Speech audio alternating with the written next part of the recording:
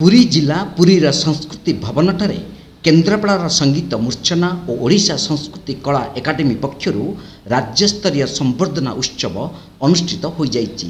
एही कार्यक्रम राष्ट्रपति पुरस्कार प्राप्त निर्देशक दिनेश मल्लिक सभापतित्व में अनुष्ठान प्रतिष्ठाता और निर्देशक बसंत कुमार दास स्वागत भाषण देइथिबा बेले पीयूष पंडा वेदध्वनि उच्चारण करथिले।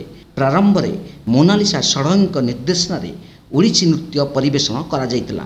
मुख्य अतिथि भावे श्रीमंदिर प्रशासन मुख्य प्रशासक रंजन कुमार दास, मुख्य वक्ता शंकरषण परिड़ा, सम्मानित अतिथि भावे कवि और राजनेता प्रसन्न पाठशाणी, बीडीओ प्रदीप कुमार सेठी, गुरु प्रदीप कुमार दास, विशिष्ट अतिथि भावे पूर्वतन कुलपति हरेकृष्ण शतपथी जोगदे ओडिशार 18टी जिलार लोकायत प्रतिभा मानकु श्रीक्षेत्र रत्न सम्मान, शंखक्षेत्र सम्मान और शरदावली जुगलबंदी सम्मान रे सम्मानित करथिले।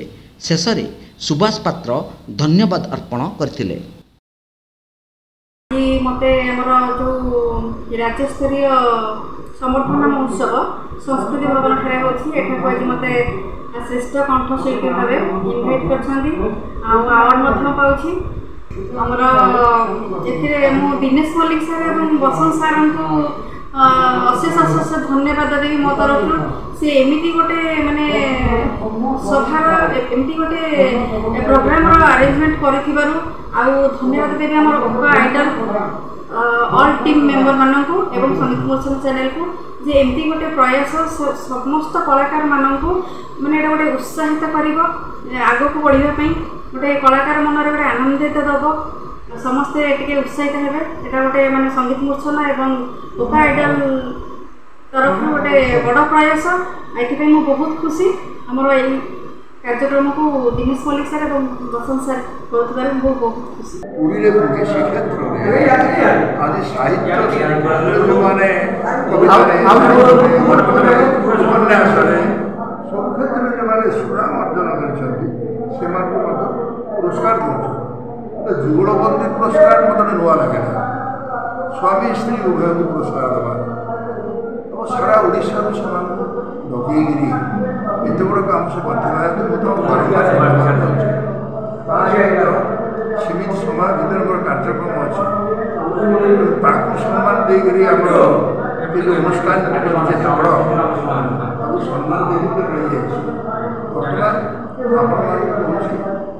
बर्तमान साहित्यर जिते विकास हुए साहित्य उन्मेष हुए से जानवे सोसाइटा सुंदर भाव में विकसित हो। आज जिला संस्कृति भवन में जो संवर्धना महोत्सव होती एक विरल जगन्नाथ कृपा नथिले ए संवर्धना पाइबा केबे संभव होब नाही। जहाँ शंखक्षेत्र शरदावली एवं श्रीक्षेत्र रत्न सम्मान संवर्धना 30 कोटी कलाकार राज्यस्तरीय संवर्धना महोत्सव उपलक्षे योगदान करी गोटे कंठशिल्पी स्वामी रजत रंजन जेना समाजसेवी से आज जुगलबंदी अवार्ड पाइछु।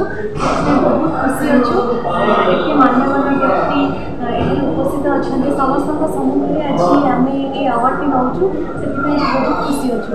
प्रभु जगन्नाथ आशीर्वाद से लोक मान भल पाइबा आज आम सहित अच्छी आज आम अवार्ड टी पाचु से बहुत खुशी।